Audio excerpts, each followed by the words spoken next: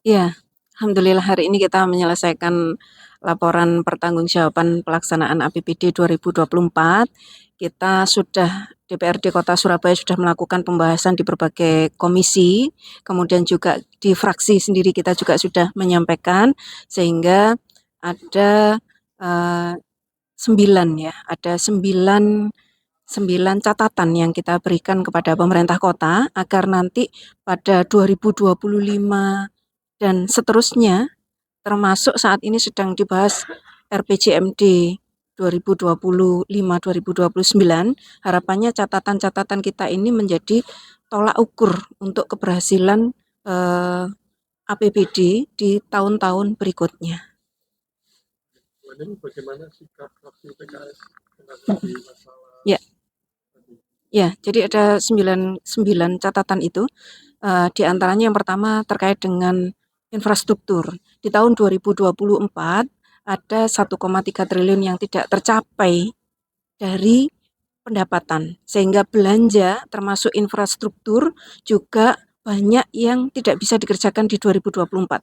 Sehingga kita betul-betul menekan, mendorong, dan mengharapkan sekaligus mengawal agar nanti di tahun 2025 anggaran yang sedang berjalan ini semua usulan masyarakat yang sudah dimusyawarahkan dan disepakati antara pemerintah Kota Surabaya dengan DPRD bisa dilaksanakan di tahun 2025 dan tidak ditunda di tahun berikutnya.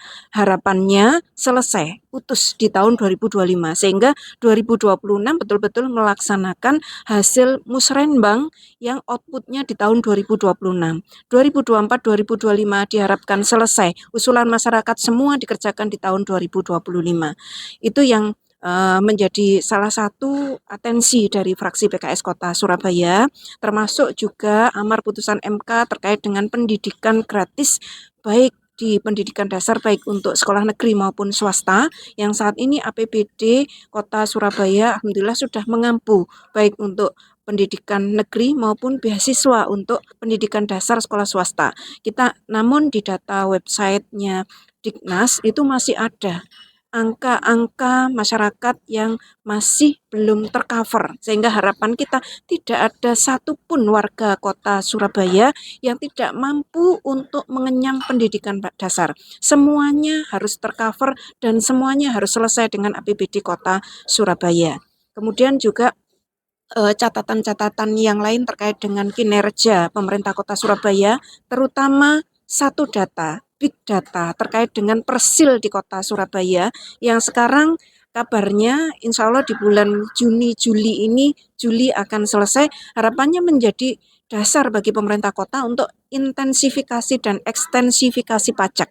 Karena dengan pendataan persil, pemerintah Kota Surabaya tahu dengan pasti, dengan akurat rumah, bangunan yang mengalami perubahan sehingga wajib untuk membayar pajak. Harapan kita ini bisa terselesaikan dengan baik di tahun 2025 dengan secepat-cepatnya sehingga intensifikasi pajak, ekstensifikasi pajak bisa dikuatkan dan masyarakat bisa menikmati pembangunan yang berkesinambungan dan merata.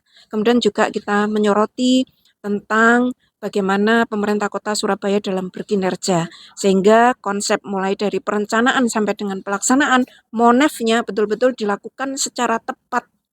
Kemudian baik itu tepat waktu, tepat anggaran, sesuai dengan apa yang sudah disepakati dengan DPRD pemerintah Kota Surabaya dan pemerintah Kota Surabaya yang sudah melalui musyawarah atau rapat berjenjang dari tingkat RT RW kelurahan sampai dengan tingkat kota. Dan yang terakhir tentunya kita juga betul-betul mengapresiasi pemerintah Kota Surabaya atas kinerja di tahun 2024 10,03